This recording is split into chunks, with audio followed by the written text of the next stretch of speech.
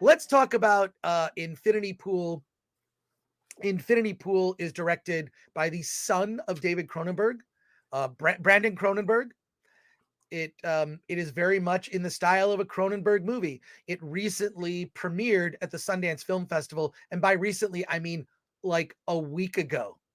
No, like Sunday.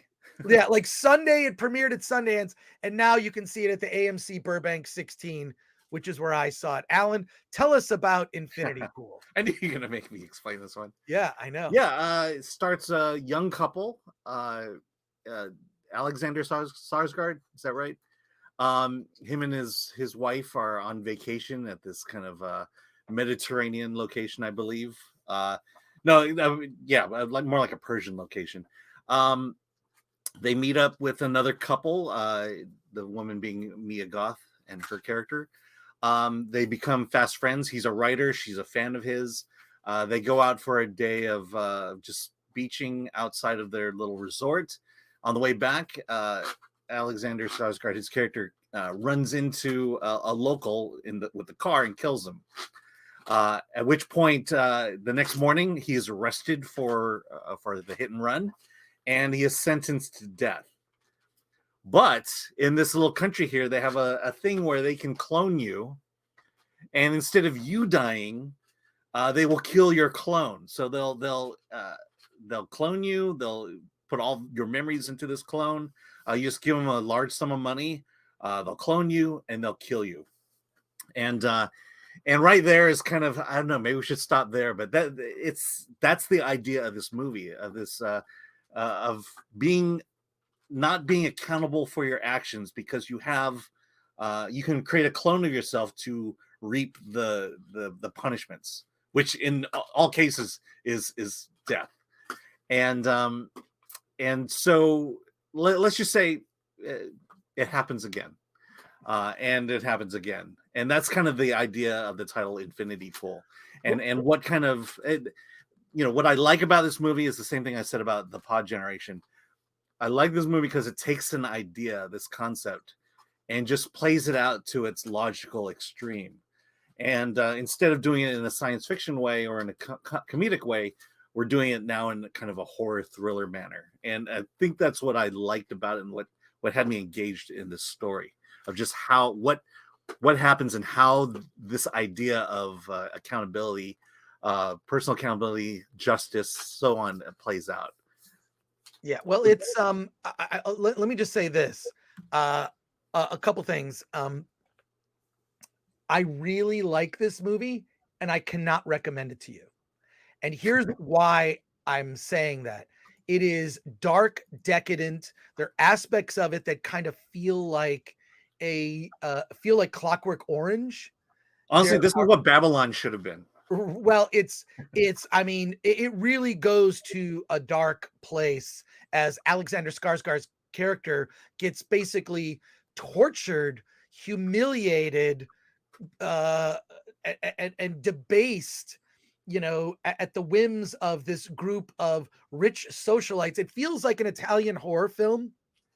It feels like Italian horror. And if you're familiar with a lot of that, it just sort of has this otherworldliness. Also, when it goes into this sort of like, you don't know, like, is this a dream? Is this what happens? There's a point, first of all, for the first like half of the movie, I'm like, what the hell is going on? I really I hate this. This is awful. There's a moment in the very middle of the film, and I can't spoil it because it's beyond the trailer story points, where I went, oh my God, like the movie tricked me into thinking one thing, and it was completely the reverse of what was actually happening. Yeah, that was a great moment. The audience erupted. It was a packed house, which I was surprised. They put it in a very small theater, which I thought was a big mistake, but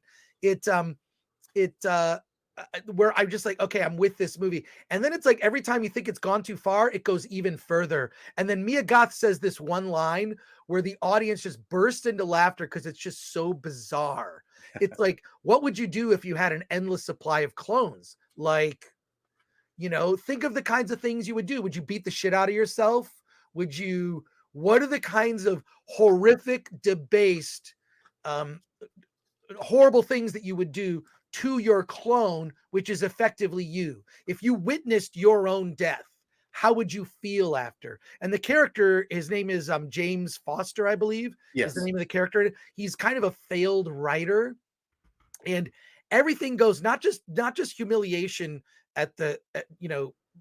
with regard to the clones, but also humiliation with regard to his career, this group of people who are toying with him and just destroying his just everything about himself, just breaking him down as a man. Mia Goth is just unhinged in this. She's and look, there's a lot of what Alan would describe as Boobs and peepees. in this film. Oh There's my God. there's a lot of it. Yeah, there is. Quite a bit. Our writer Alex Savalev reviewed this as part of our Sundance Film Festival coverage. I want to see like what let's Alex gave it a mostly positive review, a 7 out of 10. 7 out of 10 review, which is pretty good. Yeah, I was kind of surprised he gave it kind of that middling review. I understand why. Right, Um, right. But yeah, I think you're right in the sense of, I found it fascinating, but I definitely can't recommend it to a lot of people. Oh, this is cool. You can click on this and then you can just get all the Sundance reviews, the most recent Yeah. Sundance reviews. That's pretty awesome. I love that. But look, I it's one of those things where this movie is not for the faint of heart. Okay, not for the faint of heart at all. It's and you see this and you're watching him just being broken down and broken down and broken down and more humiliated and more like you're like, how much further can this go? I'm scrolling through the front page of filmthreat.com. If you go to there's a little next and previous, and you can just kind of see movies that we've reviewed recently, the 15 most recent reviews. But I would say if you hated men, this is the palette right, cleanser. right. This is I actually like this more than Men, but Oh, this is absolutely. in that realm of like, I think Brandon Cronenberg is trying to say like, how much further can I take the audience? And as soon as you think he's gone too far, he goes further than that. Yeah. And then the way that the orgies are like, they're almost portrayed like dream sequences. You're not sure what's real because he's taking this drug that's an aphrodisiac and And a the drug, hallucinogen. Yeah. and a hallucinogen and an aphrodisiac. Is that right? Yeah. And it kind of, so you're like, well, is what's happening now, is that real or a dream? But there's a lot of nudity in this. Mia Goth, if she is not nominated for some actor recognition in the next couple of years, that would be a crime. I You mean, mean for an AVN award, maybe? no, she, for Pearl and X, like she is, and I assume she's going to be in the third film in that series. Yeah. But Mia Goth, my God, she is ripe to just blow up. Blow up. She should play Harley Quinn. Someone suggested earlier in the chat, she should play Harley Quinn in the new DC universe. Absolutely. It would be a more serious take rather than Margot Robbie's kind of comedic take where it's like one line and zingers. I don't think that works. I think Harley Quinn is, when you know anything about the origins of Harley Quinn as a character and her relationship with the Joker, Mia Goth would bring a gravitas to that role that's sorely needed. But Infinity Pool, it's weird. I love this movie and I can't recommend it. I'm trying to suggest that you don't see it because I could see people walking out of this movie. I didn't see that happen because I sat very close. I couldn't get tickets. I was in like the third row. So I'm looking at the movie like this. But yeah, I might even go see it again.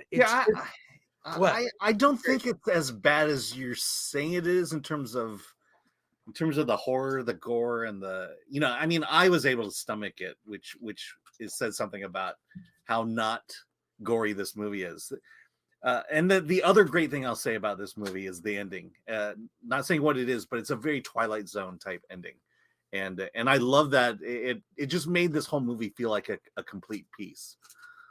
So yeah, it's not for everybody, but I appreciate what I saw in this movie. Well, it's definitely hard R.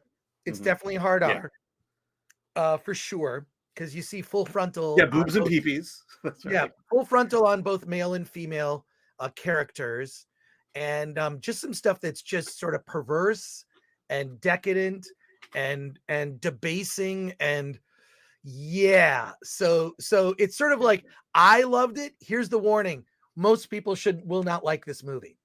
Okay, and my taste is very broad. So from just like I like everything from Poultrygeist to Tar. Okay, that's a broad range. An Oscar movie, Tar, and then I like a good superhero movie. When a superhero movie's good, I love it. I'm there for it. Can't wait. Alan and I are actually seeing Ant-Man and the Wasp: Quantumania on February 13th. We'll talk about it on our Wednesday show.